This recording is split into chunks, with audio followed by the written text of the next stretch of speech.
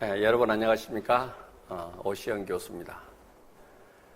그러면 또 벌써 22번째 강의인데요. 우리가 같이 이번 시간에는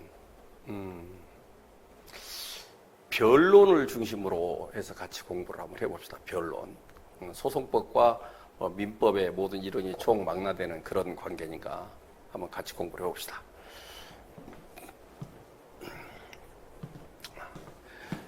그래서 우리가 변론주의 또는 당사자 처분권주의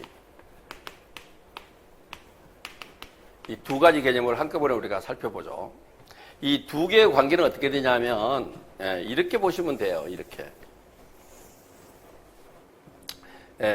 당사자 처분권주의가 더 큰 개념이다. 더 큰 개념이다. 그리고 변론주의가 당사자 처분권주의보다 조금은 적은 개념이다라고 봅니다. 왜 그러냐면 당사자 처분권은 소송물에 대한 권리거든요. 소송물. 그렇게 소송물에 대한 권리니까 소송물의 시작과 끝이 소송물의 시작과 끝을 당사자가 알아서 한다라는 거예요. 그래서 10명의 피해자 중에서 내가 5명에게만 손해배상을 청구하겠다. 그러면 당사자가 10명에서 5명으로 줄어들 거 아니에요. 자기가 예쁜 사람 5명 빼고 미운 사람 5명만 집중 공격을 하니까. 또 1억을 받을 권리가 있는데 7천만 원만 청구하겠다. 그러면 소송물 금액을 줄여서 소송물을 자기가 마음대로 결정을 하죠. 거기에 나아가서 마지막에 가서는 소를 싫으면 재판하다가 싫으면 치하할 수도 있잖아요. 그러니까 변론주의는 치하를 커버 못한다라는 거예요. 소의 치하 부분을. 그러니까 왜냐하면 변론주의라는 것은 소송물이 있을 때 그 소송물을 이유 있게 하기 위한 과정이니까 소의 치하 부분은 소송물을 아예 사라지게 만드는 거잖아요. 그래서 그 부분의 영역은 변론주의가 해결할 수가 없어요. 처분권주의가 그걸 해결하죠. 그러니까 논리적으로 변론주의가 당사자 처분권주의보다 작을 수밖에 없어요. 뭐만 알겠죠? 그래서 당사자 처분권주의는 당사자를 어떻게 결정할 것이며 소송물의 내용과 종류와 범위를 어떻게 결정할 것인가. 그 다음에 그것을 어디까지 존속을 시킬 것이고 어느 순간에 가서 마지막 단계에 가서 치하를 할 것인지 화해를 할 것인지 아니면 일락을 할 것인지 포기를 할 것인지 아니면 판결을 받을 것인지 이 모든 것을 결정할 수 있는 권리가 누구한테 있다고요? 당사자에게 있다는 거죠. 주로 원고에게 적용되는 개념이에요. 원고에게. 그래서 소송이 진행하고 있는 도중에는 그러면 소의 객관적 병합을 가져올 것인지 원고의 추가적 병합을 할 것인지 또는 소송 고지를 할 것인지 소송 탈퇴를 할 것인지 이런 모든 것을 다 포함하는 아주 넓은 개념이 당사자 처분권주의에 관한 개념이라는 거예요. 거기에 대해서 변론주의는 소송물을 전제로 그 소송물을 이유 있게 해야 될 거 아니에요. 승소하려면 이유 있게 만들어야 될 거 아니에요. 이유 있게 하기 위해서 이 말은 다른 말로 말하면 유리하게 끌어가겠다라는 거죠. 유리하게 끌어가기 위해서 결국 유리하기 위해서는 소송 자료를 어떻게 하겠어요? 소송 자료를 수집하고, 그죠? 수집하고, 제출할 책임이 누구에게 있어요? 당사자에게 있다라는 것을 변론주의라고 말해요. 그래서 우리 법을 공부하는 많은 사람들한테 변론주의가 뭐야? 변론이 뭐야? 하고 물어보면 대답을 못해. 변론이라는 게 뭐 이렇게 말하고 어떻게 하고 뭐 법정에 가서 뭐라. 그것은 뭐 폄하자라는 게 아니라 생선가게 아저씨가 할 얘기지 법을 전공하는 사람이 그렇게 얘기할 수는 없죠. 그러니까 변론을 전공한 사람 입장에서는 이 자기에게 유리한 소송 자료를 수집하고 제출하는 책임이 당사자에게 있다라는 거예요. 그러면 이 그림을 한번 봐보세요. 이 그림을 봐보세요. 이 그림을 보면 여러분들에는 이게 뭐로 보여요? 이게 뭐로 보이죠? 저는 교회 장로인데 이게 보면 십자가로 보여요. 십자가로 보이는데 다시 말해서 변론주의라는 것은 이렇게 예수가 십자가를 지고 골고다 산을 올라가는 것처럼 힘든 과정이라는 거예요. 앞으로 여러분이 뭐 변호사 돼갖고 돈을 왕창 벌어야 되겠다. 라는 생각을 하고 있는데, 변호사라는 직업은 독화살을 맞는 직업이에요. 독화살. 자기에게 사건을 의뢰한 사람을 대신해서 상대방이 쏘는 모든 독화살을 대신 맞는 사람이 변호사예요. 그래서 변호사는 굉장히 좀 힘들어요. 그래서 왜냐하면 사건 하나하나가 다 십자가니까요. 그래서 왜 이 십자가를 그려놨냐면, 변론주의라는 것은 처음에 주장을 하는 거예요. 주장을. 그죠? 자기한테 유리하게 하려면 얘기를 해야지 판사가 알 거 아니에요. 입력을 시켜야 된다라는 거예요. 입력. 주장을 해야 돼요. 주장을 하는 거에 대해서 판사가 뭐라 그러겠어요? 그러면 증거를 가져와 라는 증명의 문제가 있겠죠. 이와 같이 변론이라는 것은 자기에게 유리한 소송 결과를 끌어내기 위해서 주장하고 증명하는 것. 그것이 변론이에요. 알겠어요? 그러면 주장을 했는데 상대방이 참 고맙게도 자백을 해줘요. 그래, 너 말이 맞다. 얼마나 고마워요. 자백을 해준단 말이에요. 두 번째로는 공지의 사실이 있어요. 모든 사람이 다 알아. 6.25 전쟁은 1950년에 발생했다. 우리나라는 1945년 8월 15일 날 광복되었다. 이런 것들은 누구나 다 아는 사실이잖아요. 이런 사실, 누구나 다 아는 사실이 공지의 사실이에요. 그 다음에 어떤 사실이 있냐면 현저한 사실이 있어요. 현저한 사실. 이 현저한 사실은 누구한테 현저하냐면 법관들한테. 언제 우리 법원에서 가압류를 했어. 또는 언제 우리가 이런 대법원 판결이 있어. 이런 것들은 법관들이 알 거 아니에요. 간혹가다 재판을 하다 보면 그 판사들이 그 관련된 판례를 좀 찾아주십시오. 이런 얘기를 하거든요. 그러면 나오면서 뭐라 그러요? 저 판사 미쳤네? 판례는 자기가 찾아야지 왜 나를 보고 찾으라고 그래? 이렇게 중얼거리면서 나오게 된단 말이에요. 뭐 말인지 알겠어요? 그러니까 현재 사실 어떤 판례가 있고 언제 가압류를 했고 이런 것들은 다 법원이 잘 안다라는 거죠. 그 다음에 어떤 게 있냐면 법률이 추정하는 사실이 있어요. 법률이 추정하는 사실. 가장 대표적인 게 점유취득시효에 있어서 점유의 시작일과 현재에 점유하고 있다는 사실이 인정이 되면 그 20년 동안 쭉 점유하고 있었던 것으로 추정한다.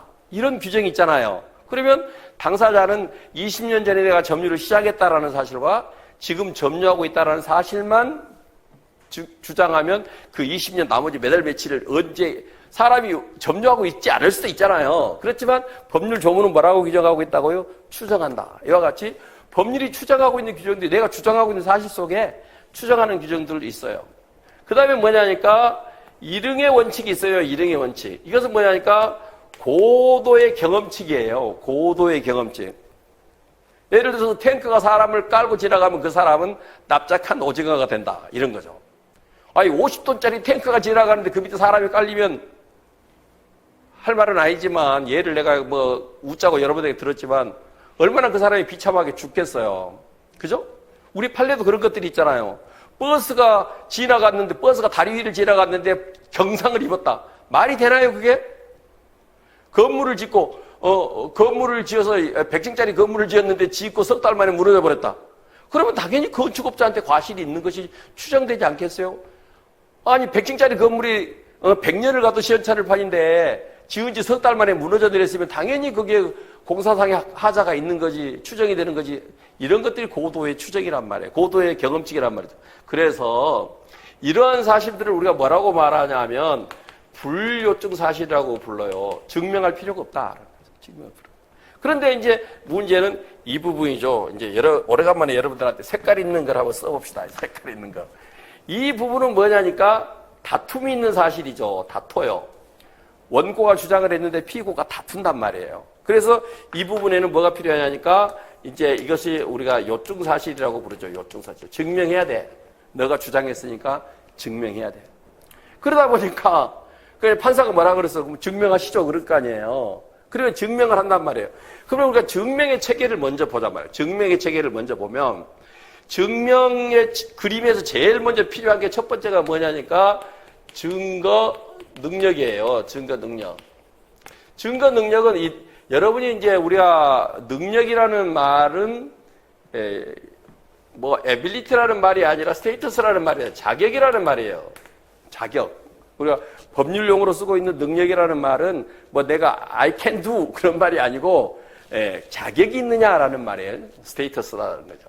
그래서 능력이니까 이 능력에 관한 것이 너가 증거가 될 능력이 있어? 라는 거죠. 그래서 형사소송법에서는 전문 증거 배제의 법칙 있잖아요. 전문 증거 배제의 법칙. 그 다음에 독수의 가실 이론 이런 것들이 형사소송법에는 있잖아요. 근데 우리 민사소송법에는 그런 제한이 없어요. 그런 제한이 없기 때문에 다 증거 능력이 있는 거죠. 물론 당사자 본인 같은 경우에는 당사자 본인 신문을 해야 되니까 증인 능력이 없죠. 그런 경우는 있지만 하여튼 뭐 때문에 안 된다라고 하는 증거 능력은 없단 말이에요. 우리 판례는 소송을 제기하기 위해 사후에 작성한 문서도 증거 능력이 있다라고까지 하고 있잖아요. 그러니까 증거 능력이 있다. 증거 능력이 있으면 이것이 뭐가 돼야 하니까 드디어 이제 증거 방법이 되는 거예요. 그러니까 이 방법이라는 말, 이것도 오래된 그 일본식 표현인 거예요. 증거 방법이라는 게 오래된 표현인데 우리말로 치면 그냥 증거물인 거죠. 우리말로 치면 증거물로 보면 돼요. 증거물. 증거 방법. 괜히 어려운 말로 쓰는데 결국 오브젝트라는 거예요. 객체다 이게 증거 조사의 대상이라는 거죠. 그래서 이 증거 방법에 대해서는 우리 소송법이 6개를 규정하고 있잖아요. 6개를. 첫째, 증인, 인증인으로서의 증인. 그 다음에 감정, 그죠? 그 다음에 검증, 그 다음에 가장 중요한 서증, 그 다음에 당사자 본인 신문, 그 다음에 기타, 이게 뭐 이제 사실조회 같은 것이 사실조회 같은 것들이 되죠. 이런 것들이 있단 말이에요. 이 6가지를 증거 방법으로 규정을 해놓고 있어요. 그래서 6가지 방법 외에는 없어요. 이렇게 규정하고 있단 말이에요. 그러면 이 증거 방법에 대해서 어떻게 하겠어요? 당연히 증거 조사를 하겠죠. 증인이 이것을 뭐 신문하는 방법을 하겠죠. 물어보겠죠. 이 감정은 실제로 감정을 실행하면 되겠죠. 검증도 현장에 나가서 보면 되겠죠. 그죠? 서증은 이것은 독서를 하면 돼요. 읽어보면 되니까. 독서를 하면 돼요. 당사자 본인 이것도 신문의 형태로 할 것이고, 뭐, 기타 방법은 뭐, 문서를 보낸다든지 이렇게 해서 하는 방법을 하겠죠. 그러면 증거 조사를 하게 되면 뭐가 나와요? 당연히 거기에서 자료가 나오겠죠. 증거 자료가 나올 거라는 거죠. 그죠? 증거 자료가. 그러면 여기서는 뭐가 돼요? 증언이 되겠죠. 그죠? 증언이 되고. 이것은 감정의 결과가 될 것이고, 검증도 결과가 될 것이고, 서증은 뭐가 돼요? 내용이 되겠죠. 글을 읽어봤으니까 어떤, 뭐 100만 원이든 1000만 원이든 내용이 나오겠죠. 이것도 진술이 나오겠죠. 그죠? 당사자 본인 진술이 나올 것이고, 여기는 어떤 그 결과, 회신 내용이 되겠죠. 회신 내용이 이렇게 될 거라는 거죠. 그것이 증거 자료가 된다. 근데 여기에는 믿는 것도 있고, 못 믿는 것도 있겠죠. 그죠? 믿는 것도 있고, 못 믿는 것도 있단 말이에요. 그러면 여기에서 이제 골라야 되겠죠. 그래서 믿는다, 못 믿는다를 결정하는 것을 갖다가 뭐라고 말하냐면 우리가 증거력이 있다라고 얘기한단 말이에요. 증거력이 있다. 그래서 이 증거력은 다른 말로 말하면 증거 가치죠. 또 다른 말로 말하면 이게 신빙성이란 말이에요. 알겠어요? 그래서 증거력이 있다, 없다. 그래서 마지막에 나오는 것이 뭐냐니까 증거 원인이 된단 말이에요. 이 증거 원인에 의해서 승패를 결정한단 말이에요. 증거 원인에. 그런데 우리 민사소송법은 여기에 플러스 하나라고 있는데 그것이 뭐냐니까 변론의 전취지라는 이것은 쉽게 말하면 감이죠. 감. 필링이야. 내가 재판을 하면서 판사가 느끼는 그 느낌이죠. 그러니까 막 증인이 나와서 증언을 하면서 땀을 뻘뻘뻘 흘리면 어떤 판사는 뭐라고 보겠어요? 아, 저 사람은 참 마음이 여린 사람인가 봐. 증언을 하면서 이렇게 땀을 뻘뻘 흘리는 것 보니까 설마 저렇게 마음이 여린 사람이 거짓말을 하겠어? 하고 그걸 믿는단 말이에요. 그런데 또 다른 판사는 뭐라고 말하냐면 저놈이 지금 거짓말을 하니까 저렇게 벌벌벌 떨면서 땀을 뻘뻘 흘리겠지. 그러면서 안 믿는단 말이에요. 똑같은 증인의 태도를 놓고 어떤 판사는 믿기도 하고 어떤 판사는 안 믿기도 하고 그것은 뭐냐니까 결국 판사의 감이죠. 그걸 우리가 어떻게 하겠어요? 자기가 그렇게 느낀다는데. 그런데 우리 민사소송법은 이 변론의 전체이자라는 애매모호한 개념을 증거 원인으로 쓸 수 있도록 이렇게 보충적으로 인정하고 있다라는 거죠. 그래서 이 형사소송법에는 변론의 전치지라는 게 없어요. 만약 변론의 전치지를 인정하게 되면 그냥 모든 사람을 그냥 교도소로 보내버릴 거 아니에요, 판사가. 그렇기 때문에 형사소송법에는 변론의 전치지가 안 돼요. 이 변론의 전치지 이런 것들이 형사소송법에는 여기는 형사소송법에 있는데 민사소송법에는 없고 여기는 민사소송법에 있는데 형사소송법에는 없고 서로 반대로 돼 있어요. 그 기억을 해두세요. 그러니까 이제 이것도 보면 여기를 봅시다. 그러면 이것을 아까 이 증거 자료 중에서 이것은 안 믿어요, 판사가. 못 믿겠다는 얘기죠. 못 믿겠다. 그러면 이것은 뭐냐? 이 두 번째 것은 이것은 이제 오래간만에 그림을 그려놓고 색깔을 쓰니까 아주 기분이 좋네요. 여러분들도 색깔을 보니까 기분 좋아요? 자, 이 부분은 신뢰하는 거라는 거죠. 그러면 이 부분은 뭐예요? 이 부분. 이 부분은 뭐냐? 이 부분은 증거가 없잖아요. 증거가 없어요. 그죠? 이 부분은 증거가 없어요. 증거가 없으니까 원고가 패소하겠죠. 그죠? 원고가 패소해요. 이걸 갖다가 우리가 유식하게 표현하면 뭐라고 표현하면 되냐면 변론주의를 잘못했다. 이 변론을 잘못했다. 왜? 주장을 해놓고 증거가 없어서 졌으니까. 그죠? 주장을 해놓고 졌으니까 변론을 잘못했다. 그러면 문제는 증거가 넘쳐요, 지금. 증거가 넘쳐. 그러니까 이것은 여기는 주장은 있는데 증거가 없어요. 그러니까 변론주의가 넘친단 말이에요. 근데 이 부분은 뭐냐? 주장은 없는데 증거가 있어요. 그죠? 이거하고 반대죠? 여기는 주장은 있는데 증거가 없는데, 여기는 주장이 없는데 증거가 있단 말이에요. 그러면 이 부분을 갖다가 승소 판결시킬 수 있느냐? 이 부분도 역시 승소 판결시킬 수가 없단 말이에요. 승소 판결시킬 수가 없어. 왜? 당사자가 주장하지 않았는데 증거가 있다고 해서 돈을 더 주면 이것은 오버 판결이 된단 말이에요. 오버 판결이 돼. 그죠? 당사자가 달라고도 안 했는데 주니까 이것은 뭐냐니까 유식하게 말해서 뭐냐니까 당사자 처분권주의에 위배된다라는 거예요. 당사자 처분권주의. 당사자가 달라고 하든 100만 원 달라고 했는데 막 2천만 원 줘버리면 어떻게 되겠어요? 안 되잖아요. 그러니까 이 경우는 오버된 부분은 당사자 처분권주의다. 다시 말해서 결론적으로 말해서 주장과 증명이 일치될 때 이 부분만 승소할 수 있다는 거예요. 주장과 증명이 일치하는 부분에서만 승소할 수 있다는 거예요. 이 당사자 처분권주의와 변론주의의 관계가 이해가 돼요? 그런데 이 주장은 무엇을 주장하냐면 사실을 주장하는 거죠. 그죠? 사실을 주장하는 거잖아요. 그런데 이 사실에는 주요 사실과 간접 사실과 보조 사실이 있어요. 주요 사실과.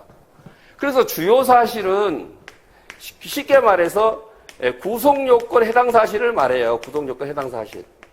매매 계약 같으면 매매 계약한 사실을 말하겠죠. 그죠? 몇 월 며칠 몇 시에 어디에서 누구와 어떠한 부동산에 대해서 얼마의 계약을 체결했다라는 이런 구속요건 해당 사실이란 말이에요. 간접 사실은 뭐냐? 간접 사실은 이 주요 사실을 추단케 하는 사실이란 말이에요. 추단케. 그러니까 이것은 사실이지만 뭘로 기능하냐니까 증거로 기능하고 있죠. 주요 사실을 추측하게 만드니까. 주요 사실을 판단하는 자료로 쓴단 말이에요. 그러니까 간접 사실은 주장이면서 증거가 되는 거예요. 그 다음에 보조 사실은 뭐냐? 이 보조 사실은 증거 능력과 그 다음에 증거 능력과 증거력을 보강하거나 탄핵하는 사실을 보조 사실이라고 그래요. 그러니까 지금 아까 봤다시피 증거 능력 여기에 있죠? 증거력 여기에 있죠? 이와 같이 증거 능력과 증거력이 더 정말 믿을만하다. 정말 믿을만하다. 또는 아예 못 믿어. 그러니까 그런 사실을 뭐 하겠어? 저 사람 위증죄로 교도소 갔다 왔어. 그렇죠? 저 사람 위증죄로 교도소 갔다 왔어. 그런 것은 그 사람이 또 증인으로 나오면 그 말을 판사가 믿겠어요? 저 위증죄로 교도소 갔다 온 놈이 하는 말을? 안 믿죠. 이와 같이 그래서 우선 여기서 내가 무슨 얘기를 하고 싶은 거냐면 이것은 아까 말한 것처럼 사실이지만 뭐로 쓰인다고요? 증거로 쓰인단 말이에요. 증거는 누가 판단하는 거죠? 증거는 누가 판단을 하냐니까 법관이 판단을 하잖아요. 법관이. 다시 말해서 이 간접사실과 보조사실은 법원을 구속하지 못한다라는 거예요. 법원을 구속하지 못해요. 판사가 자기가 판단해야 될 문제지 당사자가 판단해야 될 문제가 아니란 말이에요. 그러니까 구속은 이 간접사실과 보조사실은 주장을 해도 법까지 구속을 받지 않고 객관적 증거에 의해서 판단하면 돼요. 그러나 주요 사실은 구성조건에 해당 사실이니까 법원이 구속을 받아요. 예를 들어서 당사자가 3월 1일 날 부동산을 매매했다라고 주장을 하는데 판사가 5월 1일 날 매매를 했다라고 인정하면 어떻게 돼요? 완전히 여러분 생각해 보세요. 3월 1일 날 매매 계약을 체결한 거하고 5월 1일 날 매매 계약을 체결한 것이 같은 거예요? 다른 거예요? 당연히 다른 거죠. 날짜가 틀리는데 어떻게 같겠어요? 5월 1일 날 매매 계약이 있을 수도 있고 3월 1일 날 매매 계약이 있을 수도 있고 그러니까 당사자가 3월 1일 날 매매 계약을 체결했다라고 하면 그것이 주요 사실인데 판사가 거기에 구속을 받아서 3월 1일 날 매매 계약이 있는지 없는지만 판단을 해야지 판사가 거기에서 자유롭게 5월 1일 날 매매 계약을 한 것으로 인정해 주마라고 할 수가 없다라는 거예요. 그러니까 다시 말해서 주요 사실은 법원을 구속한단 말이에요. 무슨 차이인지 알겠죠? 주요 사실과 간접 사실, 보조 사실은 법원을 구속하느냐, 사실 법원이 다르게 판단을 못하느냐, 아니면 다르게 판단해도 되느냐라는 차이가 있기 때문에 굉장히 중요하다라는 거예요. 알겠죠? 이 변론주의와 당사자 처분권주의의 관계, 이 십자가를 하나 그려놓고 여러분들이 전반적으로 이렇게 살펴보면 쉽게 정리가 될 거예요. 무슨 말인지 알겠죠? 이번 강의는 이것으로 마치겠습니다.